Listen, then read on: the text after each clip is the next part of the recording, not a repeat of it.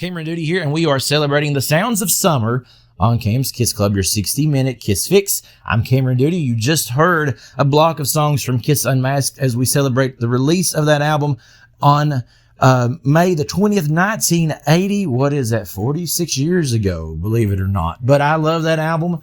It's a very happy-sounding album, and we're all about good vibes here on this Memorial Day weekend in Montco Radio Land. The next album we're going to talk about, well, that's Kiss Revenge, as it came out in May of 1992, May 19th to be exact, and almost 12 years exactly to the date of Kiss Unmasked. And can you believe the culture change that took place in the world of Kiss 12 years removed? We went from the exciting comic book strip, the bright colors, the cartoon-esque atmosphere of Kiss Unmasked, and we transferred to dark black leather, a battleship album cover with Kiss kind of graffitied there on the side of the battleship.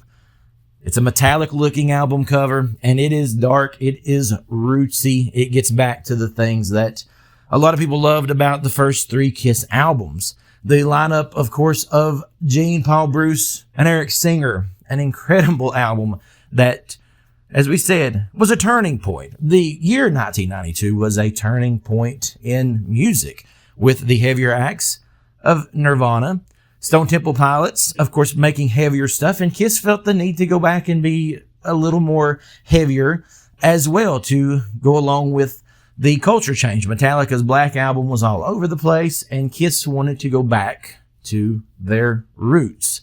That they did with Bob Ezrin and Kiss Revenge. A total flip of what we've heard the first block of today here on Montco Radio, but that's what makes it fun. There's an album for every Kiss fan. This one, of course, Unholy, the first Gene Simmons led single, and I couldn't tell you how long.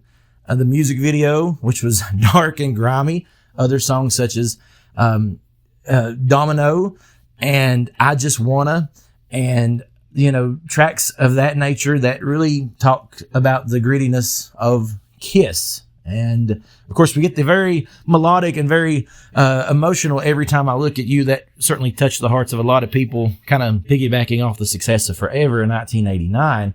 But for the most part, of course, this album was hugely received by the main Kiss fan base. And of course, let's not forget God Gave Rock and Roll to You, which started off on the Bill and Ted's Bogus Journey soundtrack and found its way onto the Revenge album and has become somewhat of a national anthem as well for Kiss fans and the band themselves. So let's play a track, or 3 or 4 or more perhaps, I don't know, we'll see where this goes, of Kiss Revenge, and then we'll segue into another block of Kiss music to finish out our day here on Cam's Kiss Club on Montco Radio. Enjoy the Revenge retrospective, and we'll be back for more hits afterwards. Your 60-minute Kiss Fix, Cam's Kiss Club.